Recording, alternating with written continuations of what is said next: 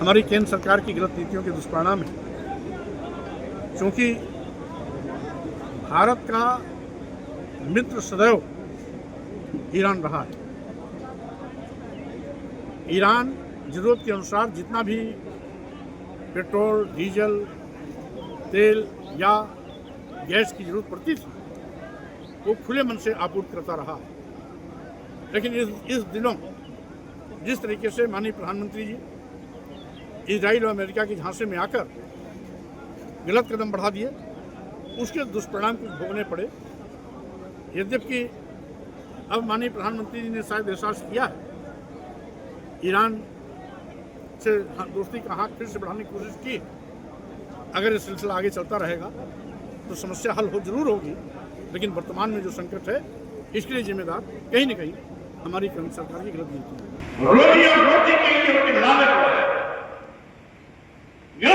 के चलते पढ़े लिखे नौजवानों को सरकारी नौकरियां मिलना बंद हो गई। करोड़ों लोग पढ़ लिख के बेरोजगार हो रहे हैं। बेरोजगारी के चलते उनके खुद के सामने रोजी और रोटी का संकट आ गया। जिनके सामने रोजी और रोटी का संकट है वो अपने बच्चों को पढ़ाएंगे कैसे, लिखाएंगे कैसे, डॉक्टर, इंजीनियर, प्रोफेसर, एडवोकेट बनाएंगे कैसे जब पढ़ाने की हैसियत ही नहीं है। तो कौन अपने बेटे को doctor, engineer, professor, advocate, IAS, IPS या जज बनाने का काम करेगा? कौन सपना देख पाएगा? जानते हैं 140 करोड़ की आबादी में 80 करोड़ लोगों की जिंदगी, पूरे देश में 140 करोड़ की आबादी में 80 करोड़ लोगों की जिंदगी 5 किलो 10 किलो चावल पे आके अटक गई। अब सोचिए, जो 80 करोड़ परिवार 5 किलो 10 किलो चावल पर अपनी जिंदगी बिता रहा है, वो अपने बेटे बेटी को क्या पढ़ाने का सपना देख पाएगा? क्या 5 किलो 10 किलो चावल पाने वाला आदमी क्या अपने बेटे बेटी को विश्वविद्यालय में पढ़ाने का सपना देख पाएगा? क्या 80 करोड़ परिवार अपने बेटे बेटी को doctor, engineer, professor, advocate, IAS, IPS या जज या वैज्ञानिक बनाने का कभी सपना देख पाएंगे? नहीं, उनके सपने मर गए। जिस दिन 5 किलो 10 किलो चावल पर जीना उनकी मजबूरी हो गई, उस दिन उनके सारे सपने मर गए। देश क्या बनेगा? सोने का बनेगा, कंगाल बनेगा। दुर्भाग्य है कि 80 करोड़ लोगों की जिंदगी आज 5 किलो 10 किलो चावल पर चल रही है। गरीबी लाचारी की ओर हमारा देश जा रहा है। करोड़ों लोग बेरोजगार होकर घूम रहे हैं। जो किसान सामान पैदा करता है, मिट्टी के भाव बिकता है, और किसान को जो सामान खरीदना पड़ता है सोने के भाव खरीदना पड़ता है। का आकार क्या था, स्वरूप क्या था, सीमाएं कहां तक थी, और इतिहास से गवाह।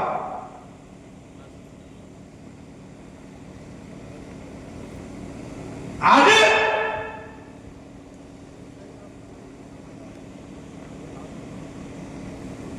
जिस अखंड भारत की स्थापना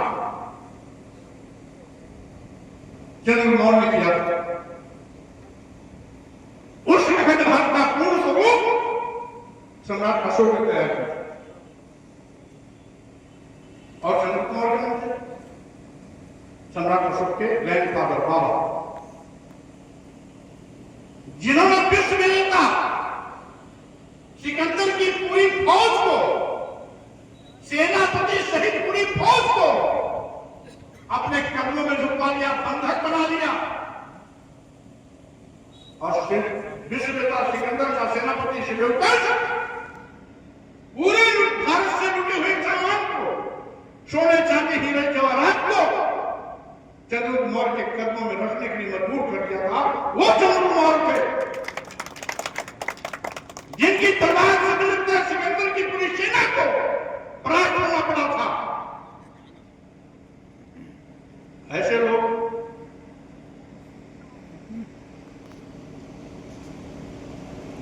जो सड़क की राजनीति करते हैं, तहसील उन्मुक्त रूप से काम करेगी।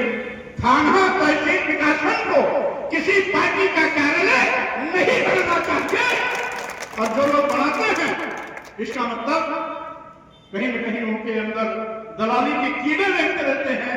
दलाली करने के लिए वो इस प्रकार के आदेशों को अपने पार्टी का बैठक बनाने का कार्य बना लेते हैं। मैं कहना चाहता हूं, आप तो जानते हैं कौन लोग हैं जो थाने में मीटिंग करते हैं पार्टी की, विकास खंडों में मीटिंग करते हैं पार्टी की, तहसीलों में मीटिंग करते हैं पार्टी की। क्या यही काम है? तहसीलों पर रोक जारी करना, थाने पर पुलिस पर रोक जारी करना, विकास खंड पर विकास खंड के अधिकारियों को दबाव बनाना।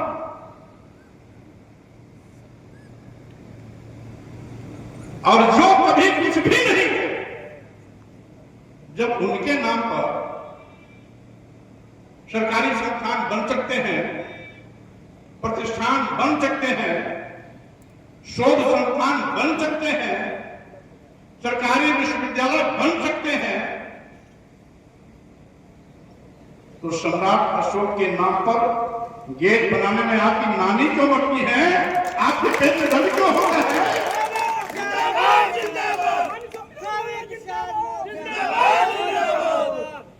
आज साथियों,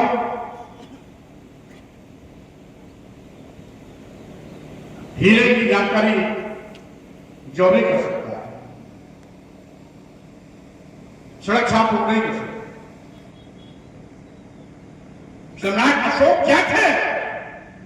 जिनको इतिहास का एबीसीडी जानकारी नहीं है, वो सम्राट अशोक को क्या समझेंगे? क्या समझेंगे? कौन था सम्राट अशोक? बहुत बहुत बधाई, शुभकामना देता हूं कि सारे विरोध के बावजूद भी उन्होंने अंत में सफलता पाई,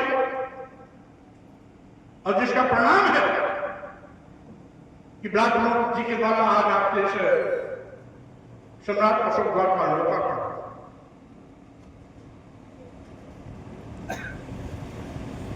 अभी भाई बहुत बात बता रहे थे, सम्राट अशोक के इतिहास के संक्षिप्त उद्धर किया गया। इतना ही नहीं था, पूरे विश्व से उस समय भारत का अच्छा संबंध था। यहां तक कि सिकंदर का सेनापति सेल्यूकस न केवल लूटा हुआ धन से हीरा मोती जवाहरात दिया, बल्कि अपनी बेटी को भी चंद्रगुप्त मौर्य को भेंट किया था। आज वो अखंड भारत जो कभी सोने की चिड़िया कहा जाता है, वो अखंड भारत जिस भारत में दूध दही की नदियां बहती, यानी सभी धन धान्य से परिपूर्ण थे, खुशहाल जिंदगी थी, लोग के घर में सिटकनी और ताले नहीं रखते थे। वो भारत था जिस भारत में लोग अपने घरों पर सिटकनी ही लगाते थे, ताले नहीं लगाते थे, यानी दूर दूर तक चोरी डकैती का नामो निशान नहीं था। वो सम्राट अशोक पूरे देश में कहीं भी जाएंगे, सड़कों के दोनों ओर पेड़। अगर आप ये वीडियो YouTube पर देख रहे हैं तो हमारे चैनल को सब्सक्राइब करें और बेल आइकन को दबाना ना भूलें। अगर आप Facebook पर ये वीडियो देख रहे हैं तो हमारे पेज को लाइक करें।